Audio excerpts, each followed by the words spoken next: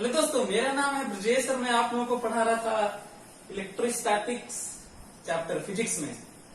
तो हम लोगों का एक क्वेश्चन राउंड चल रहा था। काफी दिनों से हम लोग क्वेश्चंस कर रहे हैं और आगे नहीं बढ़ रहे हैं केवल इसलिए कि आगे की चीजें इसी पे बेस्ड हैं, तो क्यों नहीं इसको अच्छे से पढ़ लें। ऐसा ना हो कि बहुत सारी चीजें हम लोग कॉन्सेप्ट ऐड कर लें और उसके एप्लीकेशंस हम अच्छे से डीपली न कर पाए, मतलब एडवांस लेवल तक, चाहे वो कठिन लेवल कह लीजिए, किसी भी तरीके से जो भी आप समझिए।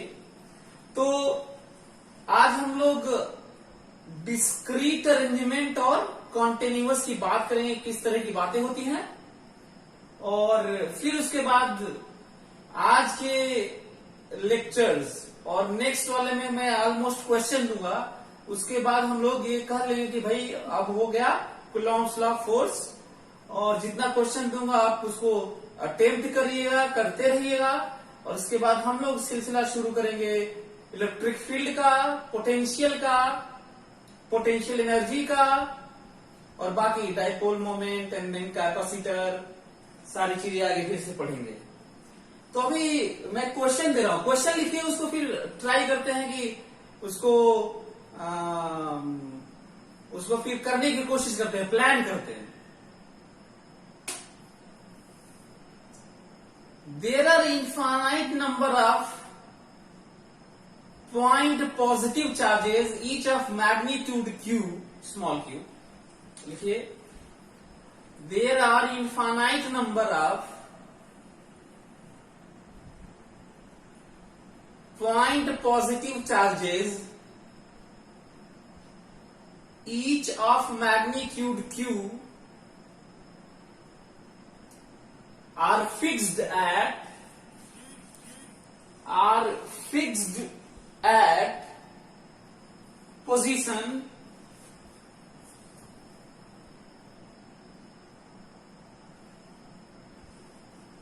A0, 2A0, 4A0, 8A0 and infinite.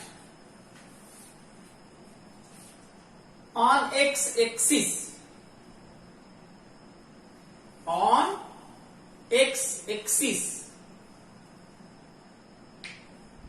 then find net electrostatic force on point charge q naught at origin.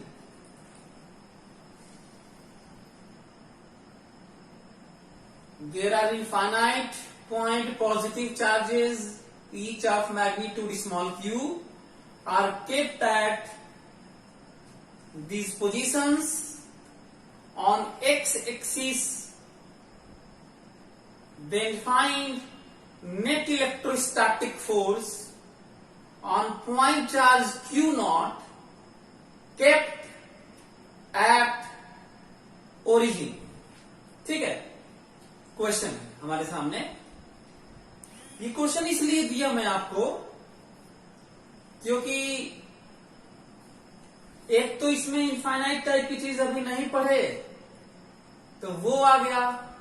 दूसरा, कोऑर्डिनेट देने से कई लोग डर जाते हैं, तो वो पॉइंट आ गया। और इसी की हेल्प से धीरे धीरे हम लोग समझने की कोशिश करेंगे कि कहां पे समेशन, कहां पे इंटीग्रेशन, सब कहां लगता है। और कभी भी कितना भी अरेंजमेंट कैसा भी क्यों ना हो, लॉज, जो मैं बार बार बोलता हूं कि जो लॉज होते हैं साइंस के, फिजिक्स के, नेचर के या किसी भी चीज के, लॉज नहीं बदलते। और लॉज में जो कूलॉम्स लॉ है बहुत ही सिंपल सा है, जो अभी तक हर जगह लगता आया और फिर से मैं वही लगाऊंगा। करते हैं, देखते हैं। सबसे पहले वो एक्स एक्सिस मेंशन किए हैं, मैं बना दिया। वो कह रहे हैं कि यहां पे Q है, A0 पर कोऑर्डिनेट है। फिर कह रहे हैं कि यहां पे भी Q है, 2a0 पर, फिर कर रहे हैं यहां पे भी q है 4a0 पर, फिर कर रहे हैं यहां पे भी q है 8a0 पर, एंड सो ऑन, करें इनफाइनाइट तक ऐसे ही है। इससे हम लोग क्या सीखना है, क्वेश्चन कितना भी कठिन क्यों नहीं, मैं बार बार रिपीट कर रहा हूं, मेरा मकसद है कि मैं आपको ये महसूस करा सकूं कि जब हम चीजों को जान जाते हैं तो किसी अरेंजमेंट से, किसी रिलेशन से, या उनके पूछे गए किसी क्वांटिटी से हमें डरना नहीं चाहिए। एक प्रोसीडिंग्स होती हैं, उनको हमें शुरू करना चाहिए। जैसे एक बात मैं अक्सर कहता रहता हूं कि एक रफ डायग्राम बना के हमें सोचना चाहिए। तो देखिए मैं बना के सोचने जा रहा हूं। यदि आप ये नहीं करेंगे तो ऐसे बार बार पढ़ने से तो क्वेश्चन नहीं आएगा। तो ये बात इस क्वेश्चन की नहीं, बात ये कहीं भी है जिसकी बात अक्सर मैं बात करता हूं। ये है ओरिजिन, इस पे क्यू नॉट है, कह रहे हैं कि फोर्स बताइए इस पे नेट इलेक्ट्रोस्टैटिक फोर्स कितना होगा। ठीक है, इस पे इलेक्ट्रोस्टैटिक फोर्स का ठो लगेगा जिनका सम करना है, वेक्टर सम करना है। आपको पता ही है कि फोर्स वेक्टर है तो वेक्टर सम करेंगे, कोई चीज स्केलर होता है तो स्केलर सम करते हैं। तो इस पे जितने फोर्स होंगे सबको हमको जोड़ना होगा, वेक्टोरियली जोड़ना होगा। एक ये पॉइंट है। अब मैं सोच रहा हूं कि इस पे कट ऑफ फोर्स लगेगा, तो मेरे दिमाग में है कि भाई जितने चार्ज होते हैं सारे हर एक चार्ज पे फोर्स लगाते हैं, तो ये भी इस पे लगाएगा, ये भी इस पे लगाएगा, ये भी इस पे लगाएगा। अच्छा, बाकी सब भी आपस में लगाएंगे, लेकिन वो सब कैलकुलेट ही नहीं करना है, केवल इसी पर करना है। कहे कि इसी पर बताइए नेट, तो ये भी लगाएगा, ये भी लगाएगा, ये भी लगाएगा इस पे, ये भी लगाएगा, और इनफाइनाइट चार्जेस हैं तो सब लगाएंगे। ये लेकिन लगाएंगे किधर, ये वाला इस पे इधर लगाएगा, ये वाला इस पे ये भी इधर ही लगाएगा, ये वाला भी इस पे इधर ही लगाएगा, ये वाला भी इधर ही लगाएगा। अब देख रहे होंगे सब इधर ही लग रहा है। जब वेक्टर एक ही तरफ होते हैं, बहुत बड़ा पॉइंट, जब वेक्टर एक ही तरफ होते हैं, एक ही तरफ होते हैं, कहीं भी मतलब कहीं भी, जब वेक्टर एक ही तरफ होते हैं तो जब उनको जोड़ा जाता है तो भले ही वेक्टर एडिशन कहते हैं, पर वो स्केलर की तरह जुड़ते हैं। डायरेक्शन का ज्यादा सोचना नहीं होता है, सबका मैग्नीट्यूड फटाफट फटाफट फटाफट जोड़ लीजिए, वही आंसर। लेकिन केवल जब डायरेक्शन एक ही तरफ होता है तब, जैसे कहीं और भी यदि हुआ तो। अब मेरे दिमाग में ये आ रहा है कि भाई एफ नेट बताने के लिए सिंपल सा F1 plus F2 plus F3 plus F4 and F infinite. Arrow भी लगा सकते हैं, पर इस तरह का फोर्स है कि एरो नहीं लगाया, आपके मर्जी के ऊपर है। एरो लगाइए चाहे मत लगाइए, सब एक ही तरफ है, सबको जोड़ने जा रहा हूं, वैल्यू लिख रहा हूं। इसके द्वारा इस पे ध्यान से क्यू नॉट बाई दूरी a स्क्वायर प्लस इसके द्वारा इस पे फोर्स, इसके द्वारा इस पे फोर्स क्यू नॉट बाई दूरी, देखो दूरी y वाला तो सबका 0 है क्योंकि x एक्सिस पे y 0 ही होता है। 2a स्क्वायर, दूरी 2a है, देखो 2a, इसके द्वारा इस पे force F3 Q not by 4a। अब दिए ही थे 3a गायब है, नहीं है, यहां पे रखा ही नहीं है, यहां पे रखा है 4a square and so on infinite तक एक्सप्रेशन ये है। आपको ये भी बता दूं, इस अरेंजमेंट में Q, 2Q, 4Q ये भी हो सकता था। इस अरेंजमेंट में Q minus Q plus Q minus Q plus Q minus Q ये भी हो सकता था। इसमें Q 2 square Q 2Q Q 2 the power 4Q इस तरह का भी हो सकता था। इस तरह का सेंटर ऑफ मास में मासेस डिस्क्रीट अरेंज होते हैं। रोटेशनल में मोमेंट ऑफ इनर्शिया की बात होती है। मैग्नेटिज्म में बहुत सारे वायर हो सकते हैं। करंट में बहुत सारे वायर हो सकते हैं। मैग्नेटिक फील्ड पूछा जा सकता है। ये मैं क्यों बात कर रहा हूं पता है?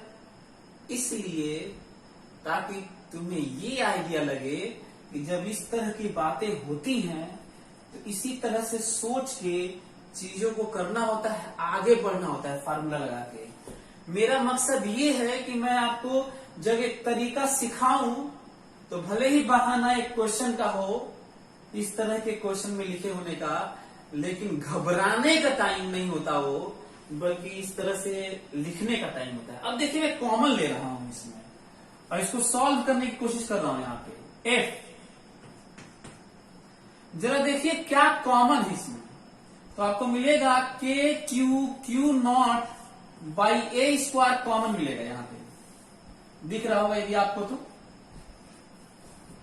यहाँ पे कॉमन मिलेगा। अब मैं क्या देख पा रहा हूं, यहां पे आपको 1 मिलेगा, यहां पे आपको मिलेगा 4, यहां पे मिलेगा आपको 16, और उसी तरह से आगे आप जाओगे तो आपको मिलेगा 64 एंड सो ऑन।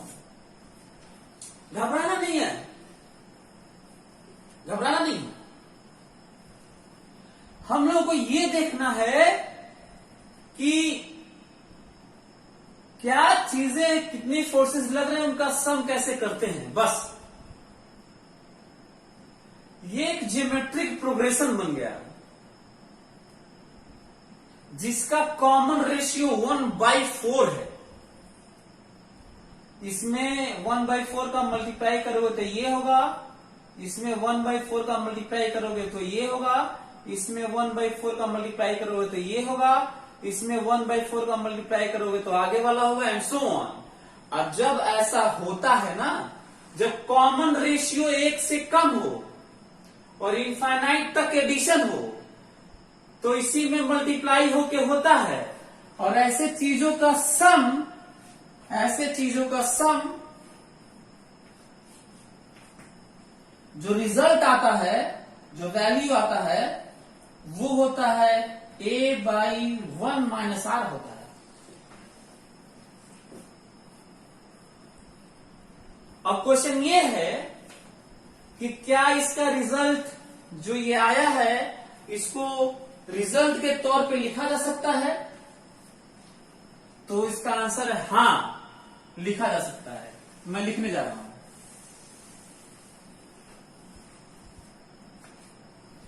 एफ की वैल्यू के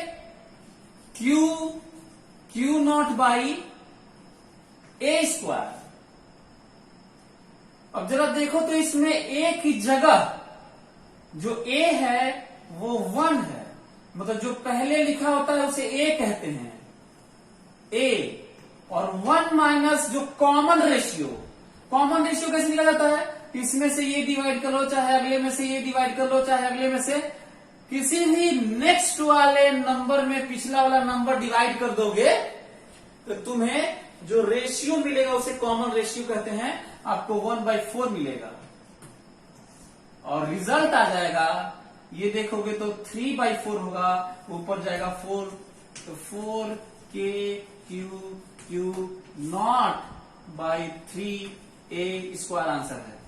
कितनी अजीब सी बात है कि चार्ज जो कितनी संख्या में थे, इनफाइनाइट थे, और इनफाइनाइट नंबर ऑफ फोर्सेस इस पे लग रहे थे, लेकिन फोर्स की वैल्यू इनफाइनाइट नहीं हुई। इसका रीजन ये है कि जो इनफाइनाइट दूरी पर जो थे उनका नेग्लिजिबली स्मॉल फोर्स लग रहा था, जिनका ज्यादा कोई मतलब नहीं था। जो पास वाले हैं वही इफेक्टिव थे जिसमें सबसे ज्यादा कंट्रीब्यूशन, ये जो वैल्यू आया है इसमें सबसे ज्यादा कंट्रीब्यूशन इसका रहा होगा, उसके बाद इसका रहा होगा, उसके बाद इसका रहा होगा, उसके बाद इसका रहा होगा, ऐसे ये समझना है। ये मैं आपको बताना चाह रहा था।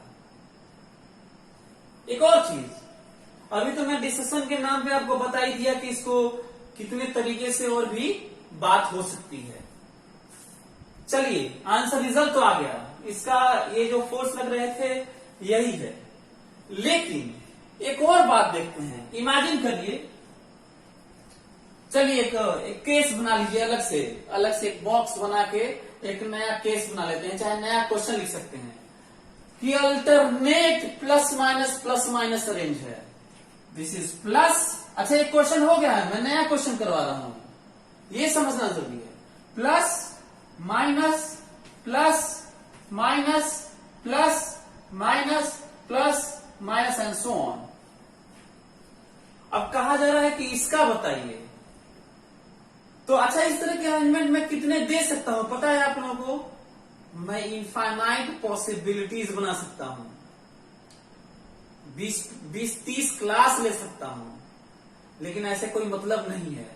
पर हाँ ये जरूरी है कि जो मैं आज पढ़ा रहा हूं उसका यूज कहीं भी किया जाए, किसी भी चैप्टर में किया जाए, इस चीज को समझने की कोशिश किया जाए कि चीजें कैसे सॉल्व होती हैं। एनीवे हाँ, अब क्या होगा, मैं देख पा रहा हूं कि ये इसको रिपेल करेगा, तो इधर लेगा F1। अच्छा ये वाला इसको खींचेगा तो F2 इधर लेगा, ये वाला इसको रिपेल करेगा तो F3 इधर लेगा, वो वाला इसको खींचेगा तो F4 इधर लेगा, एंड सो ऑन, इधर उधर इधर उधर इधर उधर अल्टरनेट वाला लगता रहेगा। अब क्वेश्चन है अब कैसे करें? तो देखो इधर ही मान लेते हैं F1 ज्यादा होगा इसका, F1 minus F2 plus F3 minus F4 plus F5 and so on. तो देखोगे ये माइनस आ जाएगा, ये प्लस आ जाएगा, फिर ये माइनस आ जाएगा, फिर प्लस, तो plus minus plus minus plus minus plus minus and so on. ये मैं तुम्हें बताना चाह रहा था। तो आप लोग समझने की कोशिश करिए कि क्या किस तरह की थोड़ी बहुत बदलाव करने से क्या बदलाव हो जाता है, और जब हम एक क्वेश्चन किए रहते हैं तो उसके बाद फिर से नहीं कर पाते। तो मैं मैं हमेशा इस बात का ख्याल रखवाता रहता हूं। हाँ फिर से कॉमन लिया जाएगा ये, तो तुम्हें मिलेगा ये मिलेगा, फिर प्लस मिलेगा, फिर तुम्हें ये मिलेगा, फिर प्लस मिलेगा, फिर तुम्हें ये मिलेगा, फिर प्लस, कैसे ये मिलेगा minus, then plus, then minus, then plus, then minus, so on. इसका जरा बताओ कॉमन रेशियो क्या है, जरा देख के बताओ कि कॉमन रेशियो क्या है। तो तुम्हें मिलेगा कि इसका कॉमन रेशियो -1/4 है। इसमें इसको डिवाइड कर लो, चाहे इसमें इसको डिवाइड कर लो साइन के साथ, चाहे इसमें इसको डिवाइड कर लो साइन के साथ, -1/4 है। और तब इसको क्या करना होगा, a/1 - r होता है। ध्यान से देखो, ये समेशन जीपी का ज्योमेट्रिक प्रोग्रेशन का सम है ये, a/1 - r। What is a? पहला number a, 1 minus common ratio. What is common ratio? -1/4, minus minus plus हो जाएगा, माइनस माइनस प्लस हो जाएगा, और तुम्हें रिजल्ट मिलेगा 4/5 हो जाएगा। ये आंसर है। मैं यही तुम लोगों को सिखाना चाह रहा था, मैं आप लोगों को यही बताना चाह रहा था कि जब डिस्क्रीट चार्जेस किसी भी तरह के अरेंजमेंट दिए हो, पहले हमें वैल्यू साइन के साथ, जोड़ के साथ हमें लिखना होता है, प्लस माइनस जो कम ज्यादा हो रहा है, फिर कॉमन लेना होता है, फिर कॉमन रेशियो देखना होता है, और फिर फार्मूला लगाना होता है, मैथ्स लगता है, सीरीज सम, प्रोग्रेशन का सम लगता है, बहुत सारे और भी कठिन बनाए जा सकते हैं। यदि यहाँ पे मैं a 2a 3a 4a ऐसे दे दिया होता, ये लॉग और एक्सपोनेंशियल में जाने लगता है, ये बहुत कठिन होने लगता है। और ये मैथ्स यहां से इसके बाद शुरुआत हो जाती है मैथ्स की। सो बहुत बार तो फिजिक्स इसलिए कठिन केवल होता है क्योंकि मैथ्स का इन्वॉल्वमेंट एक बड़े स्केल का हो जाता है और उसके बाद सॉल्व नहीं होता। लेकिन मैं आपसे कम से कम इतना कहूंगा कि फिजिक्स वाले पोर्शन तक तो पहुंचो, मतलब यहां तक तो लिखो, कॉमन तो लो, फिर उसके बाद जो रिजल्ट आता है फिर मैथ्स का सहारा लेना, देखो कि तुम्हें होता है कि नहीं होता है। होता है ठीक है, नहीं होता है तो मैथ्स की बुक रिफर करना होगा, मैथ्स के टीचर से कंसल्ट करना होगा तुम्हें। और बाकी तो मैं हूं ही, यदि मेरे से ही पूछा जाएगा तो मैं ही बता दूंगा, पूरा मैथ्स तो जानता ही हूं मैं। एक ये पॉइंट है। ओके, अब चलो अगला क्वेश्चन करते हैं जो ध्यान देने वाली बात है।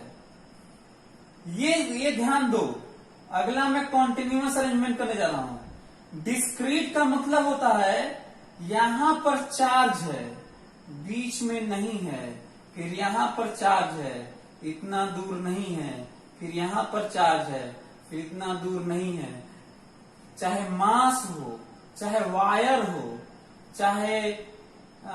चाहे कुछ भी हो, कुछ भी हो, यदि गैप हो के अरेंज है उसे डिस्क्रीट अरेंजमेंट बोलते हैं। और हमेशा वो सम होता है, समेशन होता है, अलग अलग जोड़ होता है, कभी भी इंटीग्रेट नहीं होता। मैं तुम्हें बताने की कोशिश कर रहा हूं कि बहुत सारे बच्चों की शिकायत होती है कि सर आप पढ़ाते हैं, एलिमेंट ले लेते हैं, इंटीग्रेट करते हैं, कुछ समझ में आता है। अपने से ये नहीं समझ में आता कि इंटीग्रेट करें कि सम करें, सबको जोड़ दें। तो क्या पूरे साइंस के बारे में स्टेटमेंट है मेरा, फिजिक्स के बारे में?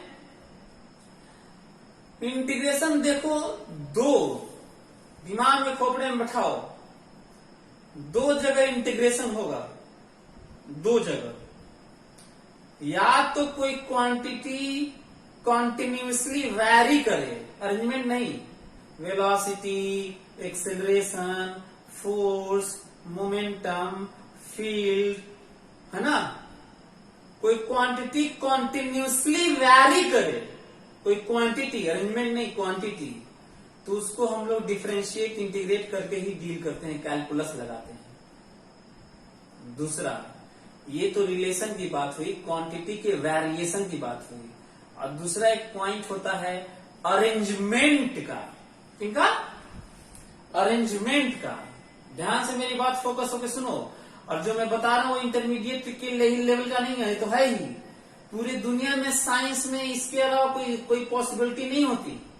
किसी क्वांटिटी के वेरिएशन का स्टडी करना, किसी रिलेशन का जो डिफाइंड क्वांटिटीज हैं, या किसी अरेंजमेंट की बात करना। इसके अलावा भी कहीं कुछ बात होगी हमको बताओ, इसके अलावा भी कहीं कुछ बात होती है, ये समझना है।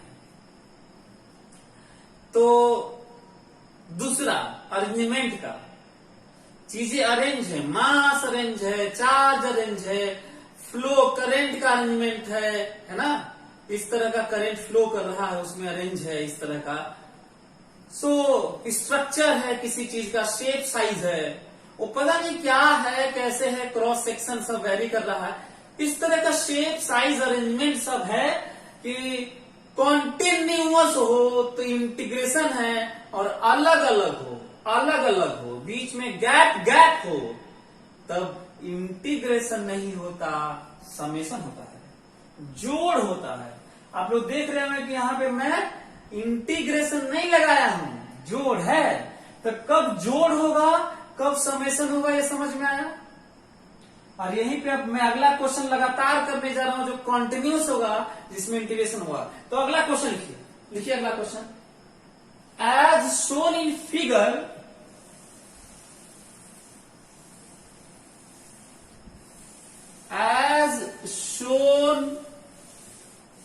figure as shown in figure, find electrostatic force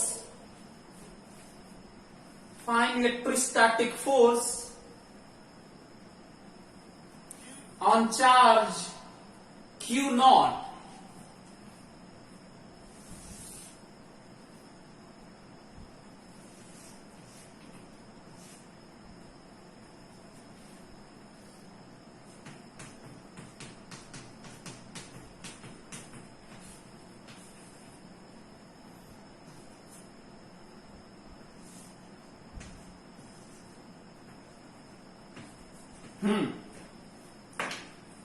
Find electrostatic force on charge Q naught. Lambda is charge per unit length जो कि यूनिफॉर्म डेंसिटी का है। ध्यान से मेरी बात सुनना। बात ये हो रही है कि एक infinitely long uniformly charged wire है। हो सकता है कि जो मैं दिखाया हूं उसको स्टेटमेंट में लिख दिया जाए लंबा सा, और हो सकता है कि आप न बना पाए जबकि उसका फोटो यही बनेगा। कई बार ऐसा भी होता है कि हम लोग किए रहते हैं पर क्वेश्चन ऐसा लिखा रहता है कि पता नहीं चलता कि वही है। ठीक है, क्वेश्चन ये है कि इस पे हमें नेट इलेक्ट्रोस्टैटिक फोर्स पाना है, तो कैसे निकाला जाए, ये प्रॉब्लम आ रही है। अब मैं क्या देख पा रहा हूं कि छोटे छोटे इनफाइनाइट चार्ज फिर से हैं। पिछले वाले में भी इनफाइनाइट चार्ज थे, यहां पे भी इनफाइनाइट है, पर पिछले वाले में इंटीग्रेशन नहीं था क्योंकि अलग अलग था, और यहाँ पे कॉन्टिन्यूअस है इसलिए इंटीग्रेशन लगेगा, और इकट्ठा नहीं लग सकता क्योंकि कूलॉम्स लॉ पॉइंट चार्ज के लिए वैलिड है। तो पिछले वाले में पॉइंट था, कूलॉम्स लॉ लगाए थे। ऐसे केस में हमें x पे dx लेंथ का चार्ज पॉइंट चार्ज लेना होगा। ये कैलकुलस की थ्योरी है कि dx लेंथ इतना छोटा लेंथ होता है, dx मतलब डिफरेंशियल लेंथ, इनफाइनाइटेसिमली स्मॉल, अनंत सूक्ष्म लेंथ, इतना छोटा लेंथ कि उसे पॉइंट मानना गलत नहीं होगा। तो इसको पॉइंट चार्ज माना जा सकता है, dq पॉइंट चार्ज, और dq होता है लेमडा, dx होता है।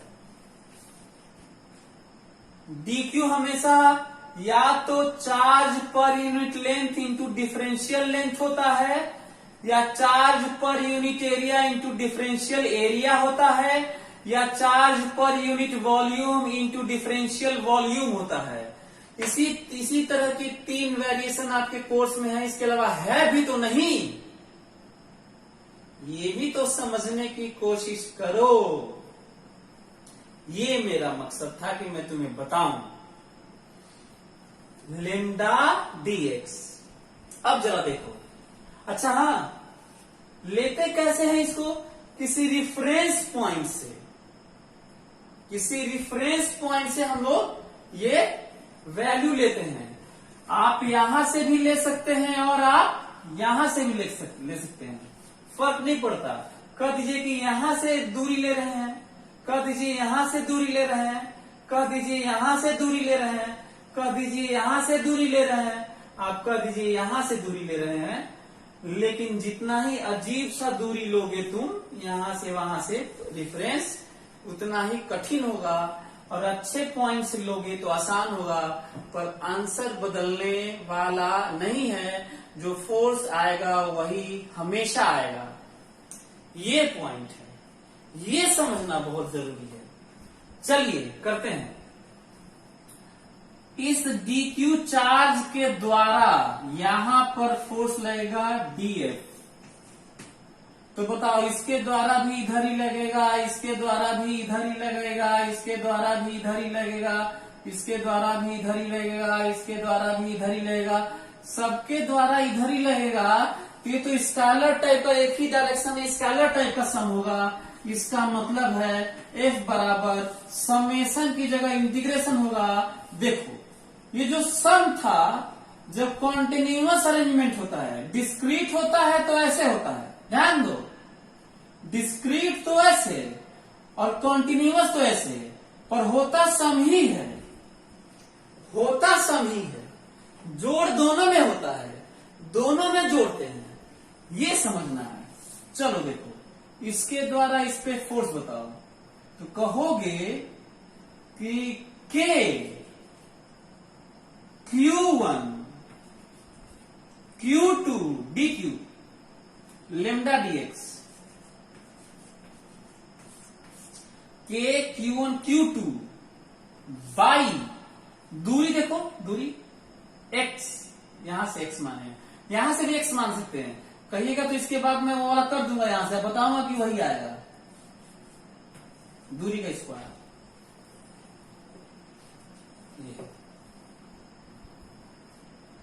आपको मैं बताया कि इंटीग्रेशन कब लगेगा, बताया कि इंटीग्रेशन के लिए रिफरेंस कैसे लेते हैं, कहीं रिफरेंस से हम लोग कुछ जनरल दूरी, नॉट स्पेशल, जनरल दूरी पे x पोजीशन पे dx एलिमेंट लेते हैं, जनरल एक्सप्रेशन लिखते हैं, और लिमिट, बिना लिमिट के, कसम खाओ कि बिना लिमिट के फिजिक्स के क्वेश्चंस नहीं करोगे, नहीं तो गलत हो जाएगा। कभी कभी झटके में सही हो सकता है, बिना लिमिट के नहीं करेंगे। लिमिट कैसे लिखते हैं वो सुनो, ये जो छोटा सा एलिमेंट लिए हो ना, यही छोटा छोटा एलिमेंट इस पे फोर्स लगाता है, यही छोटा एलिमेंट को चलाया जाता है, और जो छोटा एलिमेंट जो चलता है उसी के लिमिट को लिखा जाता है। जो डायरेक्शन है यहाँ पे चल चल के, तो पीछे आओ, और वैल्यू वेरिएबल की लिखी जाती है, चलाया जाता है एलिमेंट को, और वेरिएबल की लिमिट लिखी जाती है। तो चलो पीछे आओ, क्या इसके भी पीछे आओगे? यहाँ पे तो चार्ज ही नहीं है, यहीं पे रहोगे। जब यहाँ पे रहोगे तो जो x की वैल्यू है उसे लोअर लिमिट कहते हैं, और a है। लिमिट लेना सिखा रहा हूं, ध्यान से सुनो। हम वेरिएबल के उस एलिमेंट को जो चलता है उसको पीछे लेके आते हैं, और देखते हैं कि वो कहां तक आ रहा है।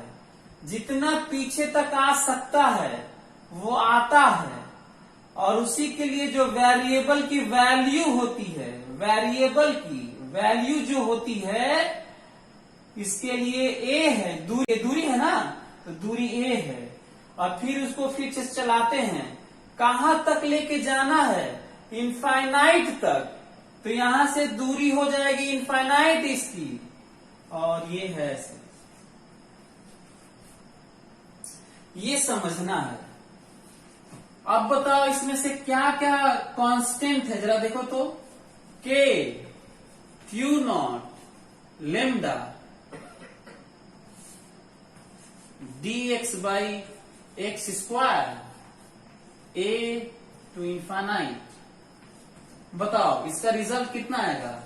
K Q0 lambda dx by x square, dx by x square का इंटीग्रेशन होता है -1 by x, a to infinite.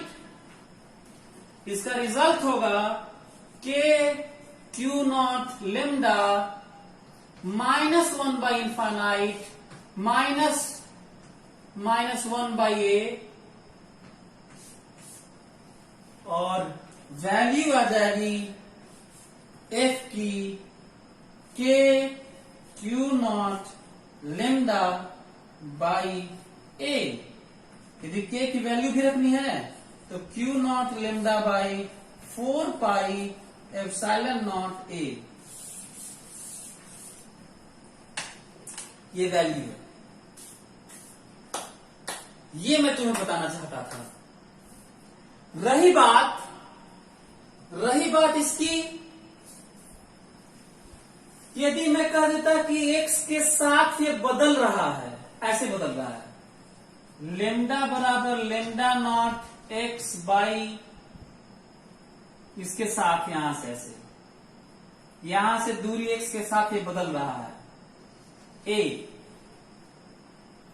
तो बताइए इस पे कितना फोर्स लगेगा।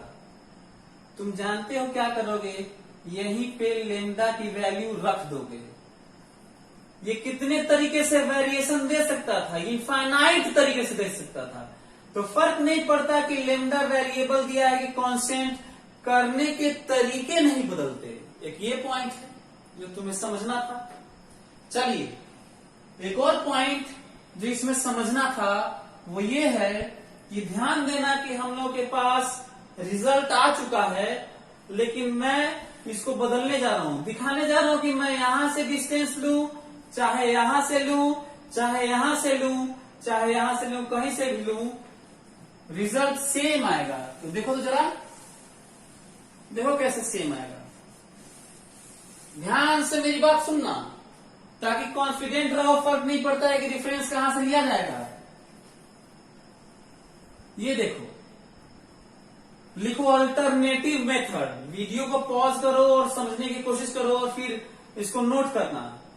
मैं यहां से x माना था, इस बार मैं यहां से x माना हूं, और कहीं और से x मानोगे फर्क नहीं पड़ता। ये भी समझना है ताकि तुम पूरे साइंस में समझ सको कि रेफरेंस पे डिपेंड नहीं करता। हाँ, ये बहुत जरूरी है आसान करने के लिए कि अच्छी जगह से माना जाए। चलो, K Q1 Q2 बाई, जरा दूरी देखो तो, इस पॉइंट चार्ज और इसके बीच में दूरी है a प्लस एक्स है, a प्लस एक्स है। पिछली बार की तरह ये पूरा x नहीं है, कुछ नए टाइप का माना हूं, यहां से x है। तो जरा दूरी बताओ, तो दूरी है a प्लस एक्स है। ये मैं तुम्हें बताना चाहता था, ठीक है। अब तुम क्या कहोगे, तुम ये कहोगे कि सर ये तो नया आ गया, ये तो कुछ और आ गया, रिजल्ट यही आएगा जो दिख रहा है। आज ये भी सीख लो कि फर्क नहीं पड़ता डिफरेंस कहां से लिया जाए। लिमिट रखना फिर से सुनो और सीखो। लिमिट रखने जा रहा हूं, चलो इसको पीछे लेके आते हैं। dx dx dx dx dx dx dx यहां पे पर रखना होता है वेरिएबल को। ये तो एलिमेंट चल रहा है ना, पर रखना तो वैल्यू x है। जो d के अंदर होता है उसे वेरिएबल मानते हैं, ध्यान रखना। किसको क्वांटिटी माना जाता है, dx को क्वांटिटी नहीं माना जाता। d के अंदर वाला जो है वो क्वांटिटी है, dx क्वांटिटी नहीं है। ये तो डिफरेंशियल चेंज है, डिफरेंशियल वैल्यू है। तो x, पीछे आओ पीछे आओ पीछे आओ पीछे आओ पीछे आओ, पहला यहाँ पे, इसके पीछे तो आगे नहीं क्योंकि इधर तो चार्ज है नहीं, तो यहीं पे। तो जरा बताओ x की वैल्यू कितनी खिसक के हो गई होगी, 0। तो यहां पे आया 0। नया नजर आ रहा है, जब यहां पे नया हुआ तो यहां भी नया हो रहा है। अच्छा, इसको आगे बढ़ो, लेके जाओ लेके जाओ लेके जाओ, कितना दूर लेके जाओगे, फाइनली इनफाइनाइट। तो ये वाला ठीक है, कोई दिक्कत नहीं है। इसको तुम सॉल्व करो, इसको तुम सॉल्व करो, यहां भी बदलाव है और यहां भी बदलाव है। इस तरह के लिमिट बदलते हैं कि रिजल्ट हमेशा जो आना चाहिए वही ही आता है हर जगह पूरे साइंस में। ये समझना है। तो चलिए, आज हम लोग बहुत कुछ सीखे, समझने की कोशिश किए।